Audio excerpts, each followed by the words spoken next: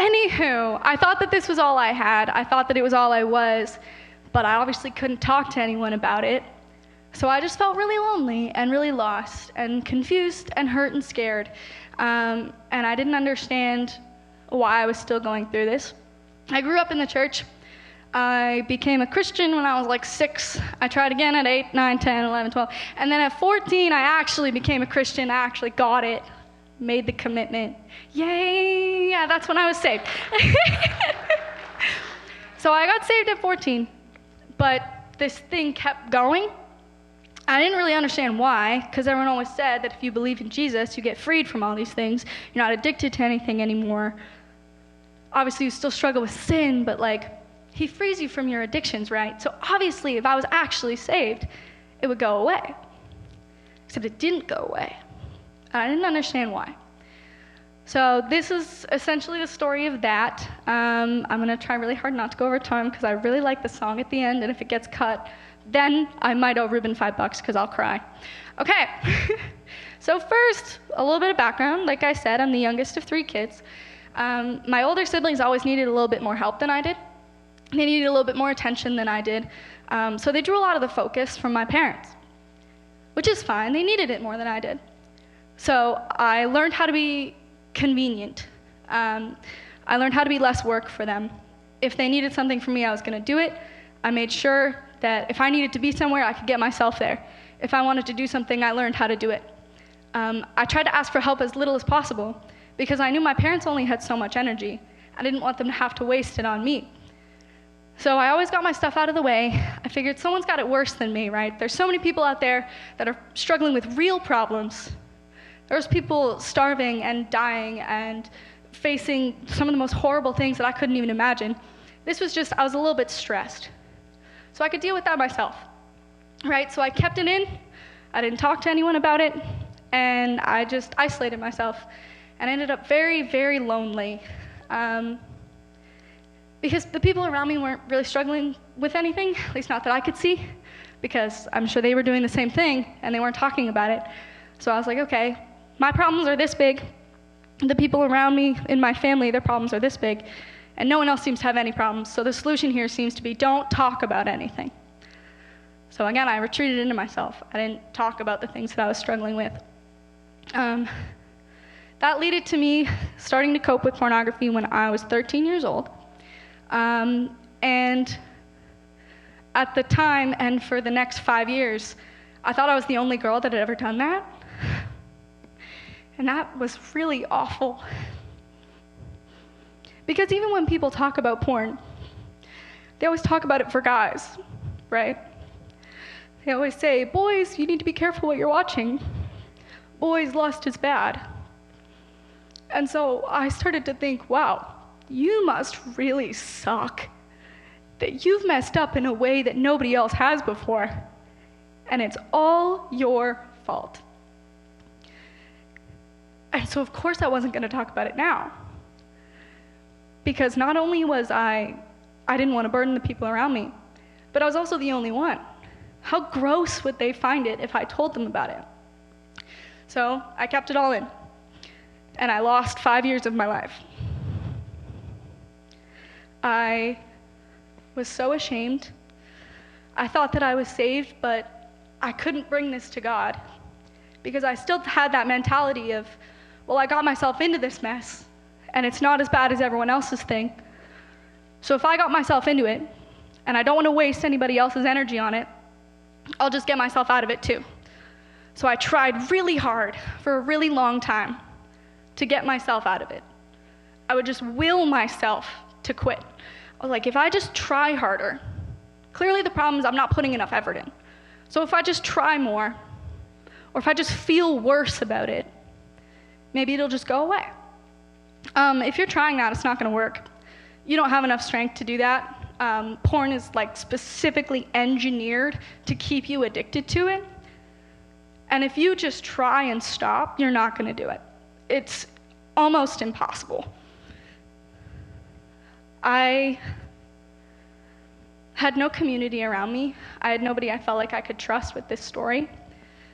And I had reached the point where I didn't like it anymore. I always thought that sin was wanting to do something that didn't follow God. And I didn't want to do this anymore. So I didn't understand why I kept going back to it. Because I always thought that sin is like you in the corner, like, moi hoi hoi, watch me go against God's plan for me. This can be so sick, I'm going to pick this one. Take that, God. But here I was, wanting to give things to God. I wanted him to take this in my life, and it just wasn't happening. So I was like, am I not trying hard enough? Is this just the one thing that God won't forgive?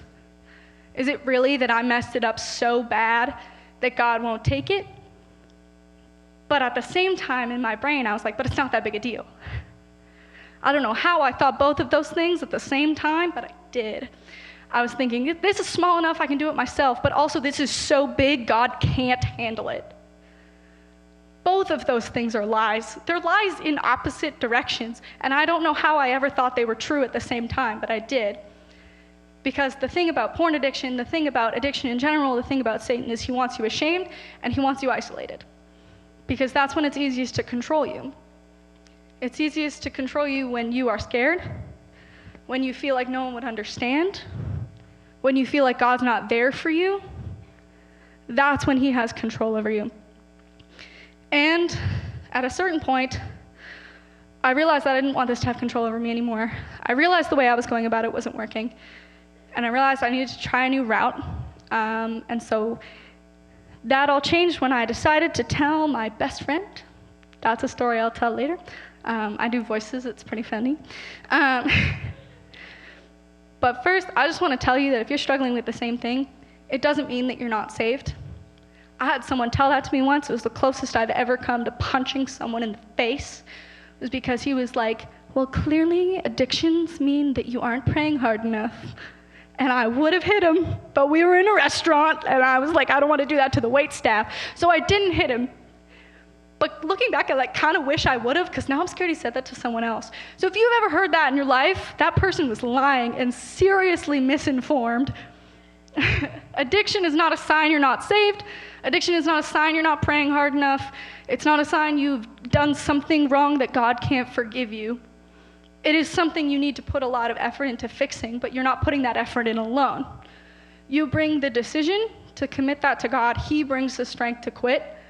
And that is a balance that you need to strike in your own life. I'm reading a book right now, yay, about how to quit porn. It's called Freedom Fight. It's pretty fantabulous.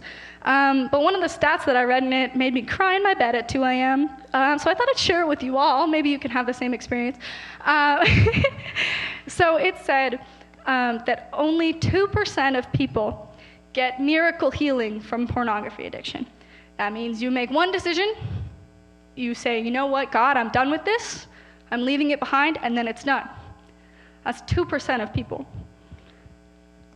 That is not a lot of people. That is very few people, and somehow we expect that all of us are going to get miracle healing, right? We're like, I'm going to decide to be done, and then it's going to be done. That's how we think it's going to work, right? We're like, if I just pray hard enough, God will take care of it in an instant. And he could. But 98% of people don't have that happen. So if you are trying and you are struggling and it's taking forever and you don't understand why and you feel lost in it, know that you are in the majority of people. You are not the weird one. You are not the exception. You are not the only person who's felt that way. You are in the vast majority of people who feel like that. So if you take nothing else away from tonight, remember that you are not the only one in any category. You are not the only one addicted. You are not the only girl addicted. You're not the only one who tried to quit and couldn't do it. You're not the only one that feels like you're not saved because of this. The majority of people in this room are right there with you. So that's part one. Everybody take a second to look at the ceiling, because there you go. And part two is called, So You Want to Quit Porn? Here's some things you need to know. Step one, it's going to take time and you are going to mess it up. Like I said, the majority of people take a really long journey at this. You have setbacks, you have times you fail, and it feels like somehow you did it wrong, you know? You're like, well, clearly I didn't want to quit in the first place. That's how I felt. I was like, well, clearly I must want this, and I just didn't realize because I keep doing it. That's not true. The reason that it's hard to quit is because addiction rewires your brain. It rewires how your brain gets the happy chemicals. And your brain really doesn't want to quit because now it's found a shortcut. It's found an easy release of dopamine or oxytocin are the two. I'm a woman in STEM. They're the two ones that lead to your quick feelings of happiness. So it's not that you didn't want it. It's that it's rewired and restructured your brain. And that takes time to undo, and it's okay to have grace with yourself while you're figuring that out. One of my favorite verses is 1 John 1:9. It says, if you confess your sins, he is faithful and just to forgive your sins and cleanse you of all unrighteousness. There's no limits on that. There's no, if you confess your sin 14 times, he will forgive you 14 times. It's, if you confess, he forgives you. If you confess, he forgives you every time, no matter what. I used to think that I was committing the same sin too many times, and I was gonna run out of porn forgivenesses. I was like, you can do different sins, but it's like, you just forgave me for this one thing, and then I went and did that same thing again. Clearly that's where he draws the line, right? Because he literally died for me to be free from this thing, and I chose this thing again. But his forgivenesses don't run out for any specific thing. They don't run out if you run the board and do all the sins. Wouldn't recommend it. There's some really weird ones. But if you committed all the sins, he would still forgive you. If you committed all the sins 1,700 times, he would still forgive you. Not because you did something really great, but because he is faithful and just and wants to take care of you. And I always knew he could do that. I grew up in church, I heard countless times, my God is so big, so strong, and so mighty, there's nothing my God cannot do, right? I was like, he could forgive me if he wanted to. But why would he? Am I worth that? Because porn does this thing where it makes itself your identity. It wants you to think that's the only thing that you are.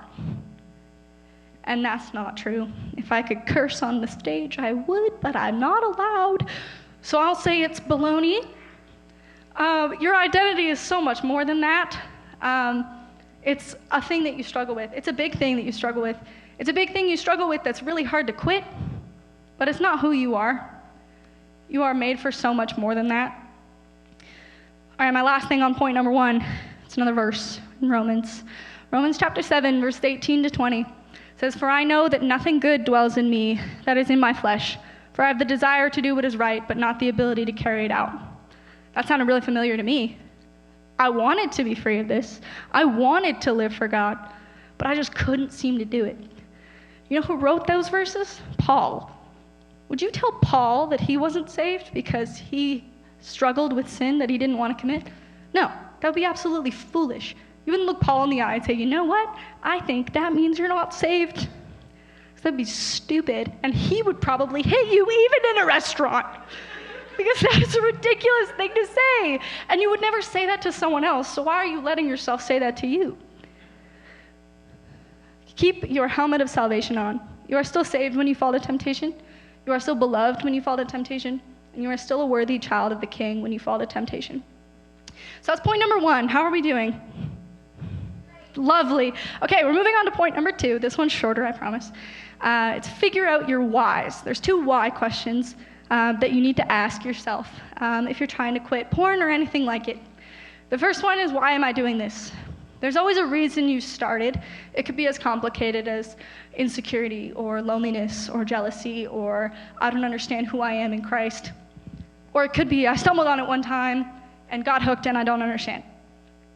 Both of those are okay, but you need to understand them because I found porn and started using it and got addicted to it because I didn't understand who I was. So until I figured out who I was, of course I was going to keep going the same way because that's how I was coping with not understanding my identity. Once I started finding my identity, it became so much easier to fight temptation. It seemed almost ridiculous now that I would go back to porn because I had answered that why question and I had worked to solve that problem between myself and God. The second one is, why do I want to stop? My personal mantra in this whole thing is, you are made for more than this. God hates porn because it's hurting you a lot. It's hurting every part of you. It's affecting your ability to live rightly and for him. But God doesn't hate you. God's not mad at you. God doesn't hold these things against you. He knows that you're doing it. He knows every time you have and will, but he doesn't hold it against you. He's not angry with you. He's not waiting for you to turn to him so that he can like smite you or something. He wants you to quit because he knows it's good for you, but he's not holding it against you. Number 3. I beg of you not to try and do this by yourself. I tried for several years, and it did not work because there was no one asking me if I was okay, or if I had struggled that week, or what had changed that made this week better than last week. When you try to do it by yourself, your brain rationalizes, well, like, if I do it right now, it's not that big a deal, like, won't tell anyone, it's not a thing, like, doing it this once doesn't mean you, like, haven't quit, like, it doesn't count if you do it right now, because it's Thursday. When you tell someone, they can be praying for you, they can be in it with you, and that's so important. James 5:16 says, therefore confess your sins to one another and pray for one another that you may be healed. The prayer of a righteous person has great power as it is working. When you invite your friends into your struggles with you, you both get so much stronger.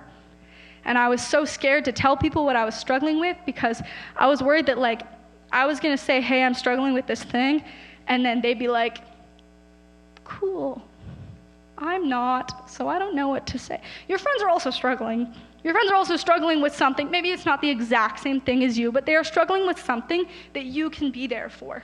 You can lean on each other. It's not just going to be you confessing and them standing there like a cardboard cutout and being like, well, I'll pray for you.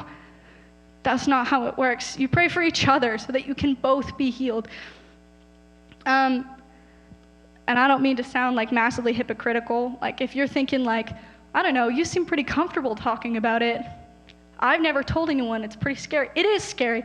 I've been talking about pornography with people that I know for like a year and a half-ish. This is the first time I've ever said it into a microphone, so I was pretty scared. Because even now, I was like, what if no one in the audience is struggling with that? And you're the only one, and this is about to be majorly awkward. So that fear that you're the only one, it doesn't go away, because it's the strongest tool that the enemy's got with this, is that you're the only one. You're not. The first time I ever told someone, like I said, it was my best friend. We had just heard a sermon at youth group. Yay. And I was like, okay, this is it. Something has to be different this time. I'm going to tell her. I'm going to do it. This is it.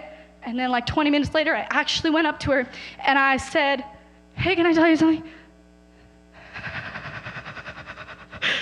She said, yeah, of course. What is it? And I said, again, for like 3 straight minutes, just not moving. I was so scared. I was like, I might throw up on her if I try to say something right now, and that would be really awful for both of us. But I stood there. She waited it out. She probably thought I like killed someone. Like it was catastrophic how nervous I was. I was like, I watch porn. You know what her reaction was? Me too. I thought I was the only one. So why was I so scared? Because no one's talking about it. So when you get the courage, when you push past your fear and you talk about it, you make it so much more comfortable for other people to talk about it. And after that interaction, I was like, oh, dang, something is seriously wrong with the church. That both of us didn't feel like we could say anything. We had been best friends for years. And I didn't know this about her, and she didn't know it about me. Because despite the fact that we were best friends and both loved Jesus, we were both too scared to talk about it because we both thought we were the only girl that struggled with this. You're not. Confess to your friends. Tell them what you're struggling with so that they can be there with you. And you can let each other know that you are not alone, that you are loved, and that someone's with you on that journey. We have 2 more. Number 4 is pick your step 1 and take it. When I first decided I wanted to quit, being Like going the rest of my life without porn seemed like an impossibly long time. I was like, there's no way. There's just so many days that I would have to get through in order to have the rest of my life be without porn. That's impossible. I couldn't do it. So sometimes it was, how do I get through this week? How do I get through this day? How do I get through these next 20 minutes without falling to temptation? What do I need to do to make sure that I take that step? There was a rule in my house, your phone sleeps downstairs, and once you put it down for the night, it's down for the night until you wake up in the morning. So I would do that. Maybe it's talking to someone. Maybe it's not bringing your phone into the bathroom or your bedroom or any space that you could be alone with it. I used to leave my headphones in my locker at school so that I wouldn't have them when I was at home, but I could listen to music at school because school sucks if you don't have headphones. So I would have them where I needed them, wouldn't have them at home on days that I knew were going to be really difficult. I made the decision to continue to tell people because I didn't want it to just be me in this. I didn't want it to just be me and Eva. So I knew an important step for me was telling my youth pastor because I trusted him. He knew me when I was like this big. He used to babysit me when I was like freshly birthed. And I was so scared to tell him again. I was like, man, this is so weird. I already said it out loud. Everything was fine. Why am I scared to do it again? This is so weird. But I told him, I'll never forget this interaction. He said, okay, like I know you're not the first girl that's ever struggled with this, but I can't find any books that are for girls. So I'm just going to give you this book. It says it's for men. I promise it's still good. There might be some parts that are a little weird because it's for men, but don't worry, it'll still be good. Handed me a book, said for men on it, and it was a great book. But it just reminded me again that it's really weird that girls don't talk about this. A fun little stat for you that's not in my notes. 1 in 3 viewers of the Pornhub site are women. That's way higher than even I thought it was. I thought it was like 1 in 10. It's 1 in 3. 1 in 3 people. And we don't talk about it because we feel like we're the only one. Just like super weird set of information. Whatever's going to help you quit, that's what you need to do. I can't like tell you if you follow this 3-month plan exactly, you'll be free of porn. It worked for me, it'll work for you. Your addictions are very personal to you. You have your own reasons you started. You have your own ways that you go through them. You have your own ways that are going to help you quit. So whatever's going to help you, take that step. Even if you don't quit perfectly all the way, if you take steps towards freedom and you continue to give it to God, He's going to take care of you and you are going to start to see freedom. Maybe not all the way right away. That's okay, that's allowed. You're trying and you are putting the work in and God sees that and knows that and He sees that you are willing to try and He meets you there and He does things that you couldn't have possibly imagined. Number 5, this is my favorite. You are allowed to celebrate your wins. It feels kind of weird to celebrate going a week or 2 weeks or a month of doing something, to go 2 weeks without doing something you never should have done in the first place. You're like, well, this is weird because like this is like the default. Like I was like dipping before and I've reached 0, so why am I celebrating like 0 average? The thing you're celebrating is living in the freedom that Jesus died for. That is amazing. That is worth celebrating. That is something to be excited about. That's something that in the Bible they celebrated when people were forgiven of their sins. It says there is more rejoicing in heaven over one sinner who repents than 1,000 righteous persons who need no repentance. No matter how far you, no matter how far you went, or if you feel like you didn't go far at all, God is so excited when you come home, and that is what He's focused on. He's not waiting to hold it against you. He's not like, yeah, you came back, but like, did you see where you went though? No, when you come back, He said, oh, she's back. This is so amazing. I'm so excited about this for her. She's going to do so much better now. She's in freedom. This is where she was meant to be. The angels are celebrating for you. You've spent long enough feeling bad about this. You spend enough time getting down on yourself. You spend enough time crying. You spend enough time yelling. You are allowed to celebrate when it's going well. There is a story that I love. It's the story of the prodigal son in Luke chapter 15. There are two sons, and the younger one says, you know what? This is dumb. I'm going to take all my money. I'm going to go spend it on whatever I want. And he does that, and it's great for a while, and then it's not, and then he's eating pig slop out of a pig trough. And he says, man, the servants in my father's house have it so much better than me. So I'm going to read the actual scripture, because he says it better than I do. And he arose and came to his father. But while he was still a long way off, his father saw him and felt compassion, and ran and embraced him and kissed him. And the son said to him, Father, I have sinned against heaven and before you. I am no longer worthy to be called your son. But the father said to his servants, bring quickly the best robe and put it on him, and put a ring on his hand and shoes on his feet. And bring the fattened calf and kill it, and let us eat and celebrate. For this my son was dead and is alive again. He was lost and is found. And they began to celebrate. God's not waiting to be mad at you. He's not waiting for you to come back so he can lecture you. He's waiting for you to come back, just like the father was waiting for his son to come home, so that he can celebrate with you the freedom that you have found. No matter how long it takes, no matter how many times you messed it up trying to get there. The Bible says that we are being sanctified. That means it's the process of being freed from sin. And actually, this was what my youth pastor was preaching on the night that I decided to tell my best friend. He said, he had a graph. I don't have a graph because I wasn't that prepared. I have an exam in the morning. And the graph went like this. It went up and then it went down. And then went up a little bit and then it went down a lot. And then went up a lot. And then it plateaued for a second. And then it went down. Then it went up. You get the picture. It was not a straight line. Sometimes you feel like you are just killing it. You're going up. You're like, I am just getting so close to God right now. This is amazing. I feel so close to him. And then it goes down. And you're like, oh, maybe I'm not saved anymore. I don't feel close to God anymore. I messed up a little. I messed up a lot. Maybe it's just not going to work out. Maybe God just left me behind.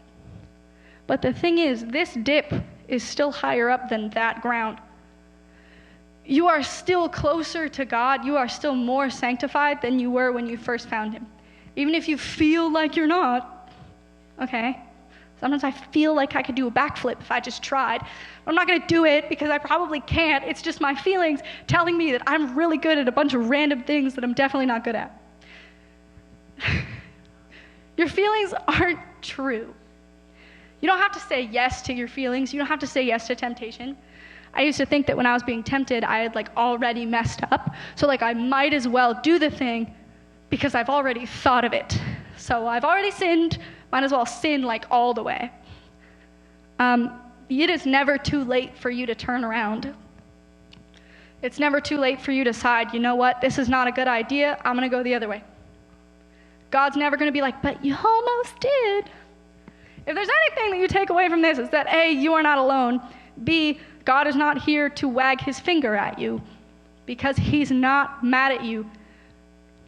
The most beneficial thing anyone has ever said to me was my mentor in the middle of a Tim Hortons looked me dead in the eyes and said, you are not a monster. You are not a terrible person.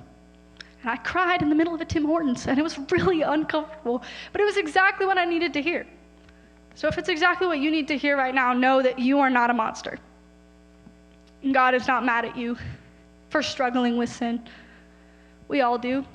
We get a lot of testimonies in life where it's like, I was here, and then lightning strike, I met Jesus, and now I'm here. That's not how life works. That person left a lot out of that story. They left out the dips. They left out the really hard days or weeks or years. You don't just snap, become like Jesus. If that was the case, we wouldn't need to spend any time on earth. After we got saved, we could just be in heaven, but that's not how life works. We are here and we go through things and we fall to them and we struggle, and that is okay. That is life. Everyone is doing it. It's sin. Everyone's doing it. It's still a bad idea, for the record. Having grace with yourself doesn't mean you're okay with the fact that you sinned. Forgiving yourself doesn't mean that you're going to immediately go do it again. I used to think I had to stay mad at myself so that I reminded myself that this was bad. You don't need reminders your sin is bad. Your body and your soul and your mind already knows that.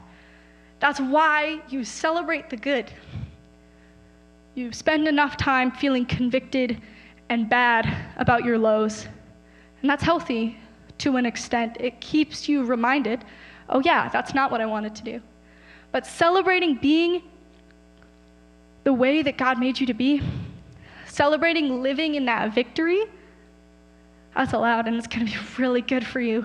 When I started letting myself celebrate my wins, I was like, oh my gosh, this changes everything. I'm allowed to be excited about life. I'm allowed to be excited about the way that God made me. The angels are excited with me. My friends are excited with me. We are a community in the lows, and we are a community in the highs. You are allowed to celebrate your wins.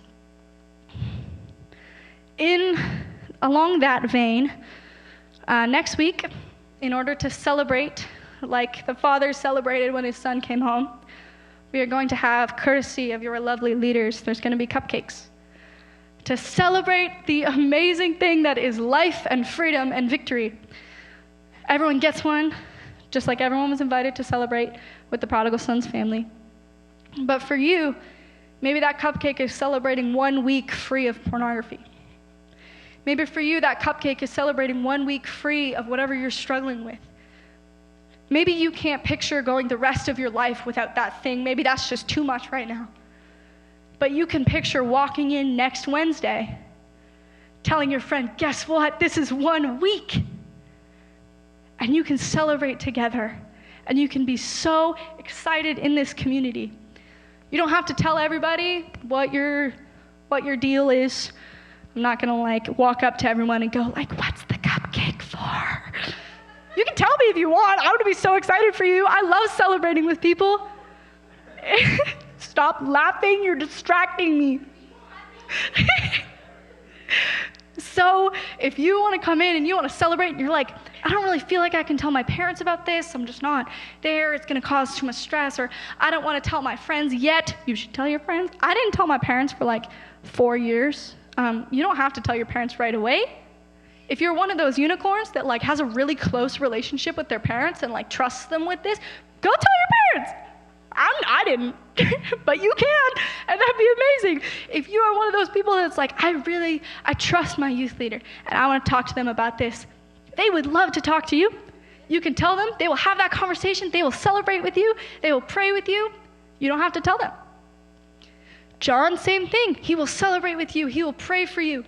If you need to text him at 3 p.m. on a Thursday because you're this is really difficult and I don't know what to do, you can text him and he will help you.